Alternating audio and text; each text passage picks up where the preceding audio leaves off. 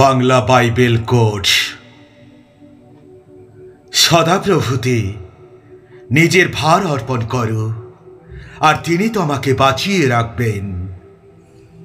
তিনি কখনো ধার্মিকদের বিচলিত হতে দেবেন না। দুশ্চিন্তার ভারে অন্তর অবনত হয়, কিন্তু সৌজন্যমূলক একটি কথা সেটিকে উৎসাহিত করে। এই কারণে আমি তোমাদের বলছি, জীবন ধারণের জন্য খাদ্য কি পানীয়ের বিষয়ে, কিংবা শরীরের জন্য পোশাকের বিষয়ে দুশ্চিন্তা করো না। খাদ্যের চেয়ে জীবন কি বেশি গুরুত্বপূর্ণ নয়? আবার পোশাকের চেয়ে শরীর কি বেশি গুরুত্বপূর্ণ নয়? আকাশের পাখিদের দিকে তাকিয়ে দেখো, তারা বীজ বপন করে না, ফসলও কাটে না, বা গলাও সঞ্চয় করে না, তবু তোমাদের স্বর্গস্থ পিতা তাদের খাদ্য যোগান। তোমরা কি তাদের চেয়ে আরো অনেক বেশি মূল্যবান নও? দুশ্চিন্তা করে তোমাদের কেউ কি নিজের আয়ু 1 ঘন্টাও বৃদ্ধি করতে পারো? আর পোশাকের বিষয়ে তোমরা কেন দুশ্চিন্তা করো? দেখো মাঠের লিলি ফুলগুলি কিভাবে বিকশিত হয়। তারা পরিশ্রম করে না, সুতো কাটে না। তবুও আমি তোমাদের বলছি, রাজা সলোমনও তার সমস্ত মহিমা এদের একটিরও মতো সুশোভিত ছিলেন না।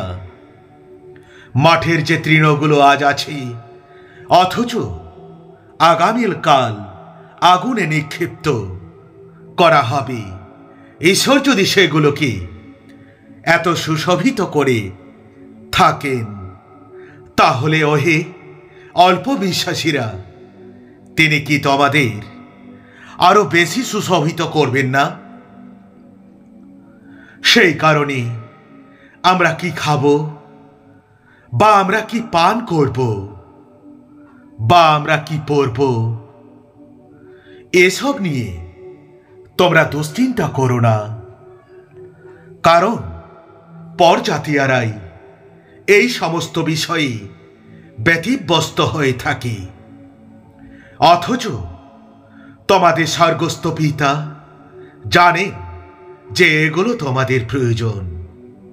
কিন্তু তোমরা প্রথমে তার রাজ্য ও ধার্মিকতার অন্বেষণ করো, তাহলে এই সমস্ত বিষয়েও তোমাদের দেওয়া হবে। অতএব কালকের বিষয়ে তোমরা দুশ্চিন্তা করো না, কারণ কাল স্বয়ং নিজের বিষয়ে দুশ্চিন্তা করবে। প্রত্যেকটা দিনের কষ্ট প্রতিটি দিনের জন্য যথেষ্ট। তুমি সর্বান্তঃকরণে সদাপ্রভুর উপর আস্থা রাখো ও নিজের বিচক্ষণতার উপর নির্ভর করো না। তুমি তোমার সমস্ত পথে তার বশ্যতা স্বীকার করো, ও তিনি তোমার পথগুলি সোজা করে দেবেন।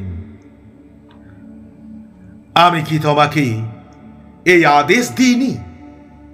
তুমি শক্তিশালী ও সাহসী হও।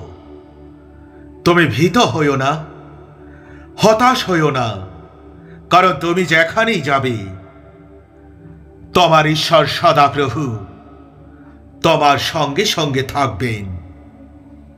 তোমরা যারা পরিশ্রান্ত ও ভারাক্রান্ত, আমার কাছে এসো, আমি তোমাদের বিশ্রাম দেব। আমার জল তোমরা নিজেদের উপরে তুলে নাও ও আমার কাছে শিক্ষা নাও, কারণ আমার স্বভাব কোমল ও নম্র।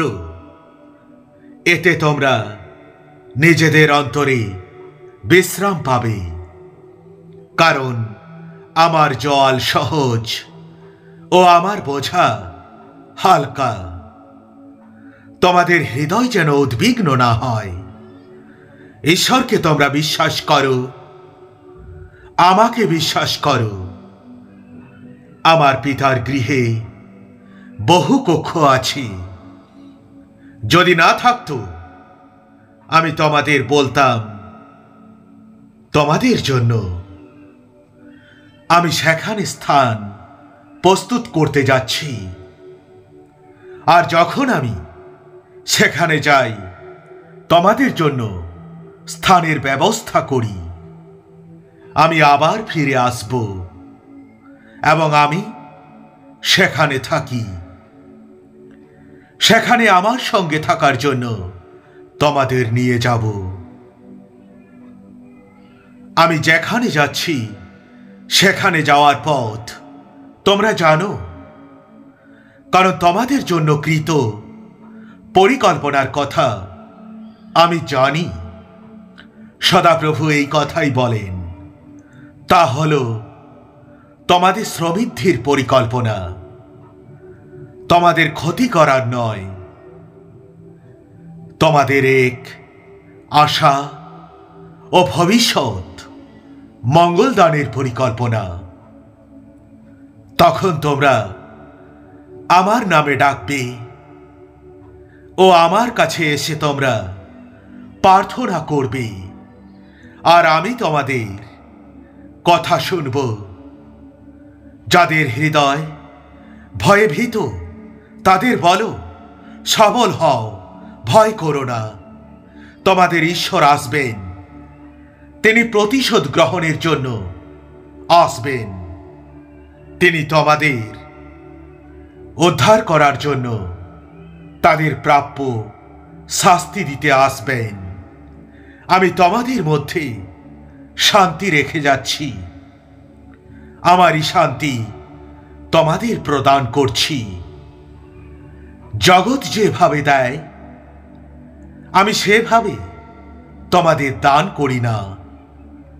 তোমাদের হৃদয় যেন উদ্বিগ্ন না হয় এবং তোমরা ভীত হইও না। খ্রিস্টের শান্তি তোমাদের হৃদয়ে কর্তৃত্ব করুক, কারণ একই দেহের অঙ্গ প্রত্যঙ্গ রূপে তোমরা শান্তির আহুত হয়েছ, আর তোমরা কৃতজ্ঞ হও। God bless you.